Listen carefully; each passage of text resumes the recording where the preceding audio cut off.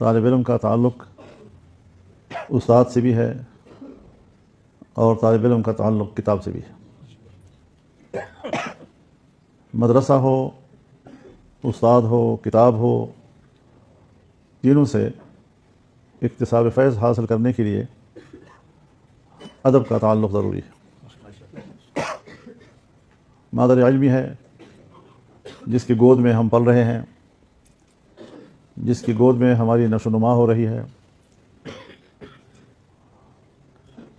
ہم حقیقی معنوں میں انسان بنتے ہیں یہاں، تو اس کی اپنی ایک حرمت ہے۔ بس اتنا نہیں کہ ہم آئے اور چند دن یہاں رہے، یہاں کے کمروں کا استفادہ کیا، یہاں کی بجلی کا استفادہ کیا، یہاں کے پانی کا استفادہ کیا، یہاں پہ چارپائیوں کا، گرم لحافوں کا استفادہ کیا اور پھر چلے گئے اور بس ختم ہو گئی بات۔ یہ ایک نسبت ہے، جو نسبت بیٹے کی اپنی ماں کے ساتھ ہوتی ہے، وہی نسبت ایک طالب علم کی اپنے مدرسے کے ساتھ ہوتی ہے۔ دوسرے درجے میں اگر کتاب ہے تو کتاب کا بھی ادب ہونا چاہیے۔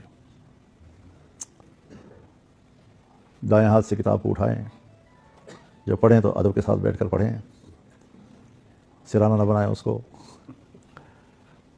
بے جا نہ پھینکیں اس کو۔ تو یہ کتاب ہماری روحانی غذا کا ذخیرہ ہے، اور استاد ایک باپ ہے۔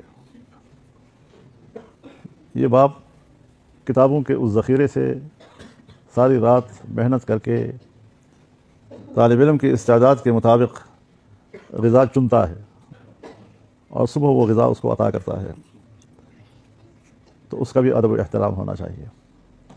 طالب علم کا جب فارغ وقت ہوتا ہے تو فارغ وقت پہ سب سے لذیذ چیز اپنے استاد کی غیبت کرنا ہوتا ہے۔ جمعے کی رات تھی، طالب علم فارغ تھے، تو ایک طالب علم کو نیند آ گئی، تو جب سونے لگا تو اس نے کہا کہ یار جس وقت استاد کی غیبت شروع ہو تو ضرور اٹھائیں تاکہ اس لذت سے میں محروم نہ رہ جاؤں۔ تو اس سے بے برکتی آتی ہے۔ اب یہ چیزیں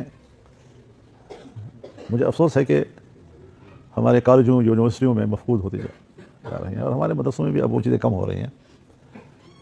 باقی تو ظاہر ہے جی کہ یہ صرف مولوی بننا نہیں ہے، بلکہ در حقیقت قرآن و حدیث اور فقہ کے وہ علوم جسے انگریز نے نصاب سے نکال دیا تھا تاکہ اگر مسلمان رہے تو بس اس حد تک کہ میں مسلمان ہوں، میں مسلمان گھر میں پیدا ہوا ہوں۔